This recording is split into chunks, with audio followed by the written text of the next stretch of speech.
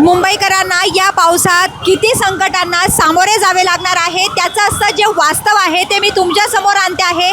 मी सध्या उभी आहे एशियन पेंट परिसरातील LBS मार्गावर। या ठिकाणी संपूर्ण फुटपाथ जो आहे तो पाण्याखाली गेलेला आहे आणि त्याचबरोबर इथे एक जे फूड विक्रेते होते त्यांची टेम्पो देखील संपूर्ण टेम्पो ही पाण्याखाली गेलेली आहे। त्यामुळे या घटनेमुळे जी वाहतूक कोंडी आहे या LBS मार्गावर निर्माण झालेली आहे।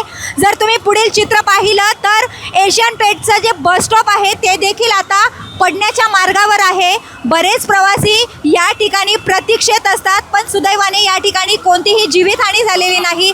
अग्निशमन दल असेल, महानगरपालिकेचे कर्मचारी असतील किंवा पोलीस यंत्रणा असेल या ठिकाणी दाखल झालेली आहे। का तुमची टेम्पो या पाण्यात गेलेली आहे, साधारणतः किती नुकसान झालं?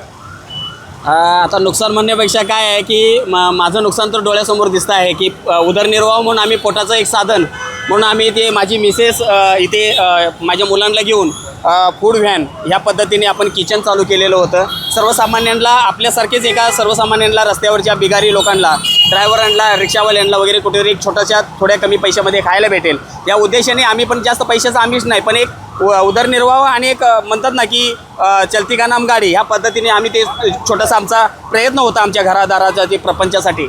पण तो आज आमचा प्रपंच म्हणायचं जवळजवळ हा पाण्यामध्ये आज ह्या प्रवाहात वाहून गेल्यासारखं आम्हाला असं वाटतंय।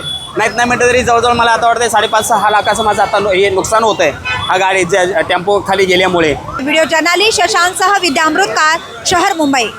व्हिडिओ आवडला असेल तर लाईक करा, शेअर करा आणि आमच्या चॅनलला सबस्क्राईब करा। बेल आयकॉन दाबायला विसरू नका।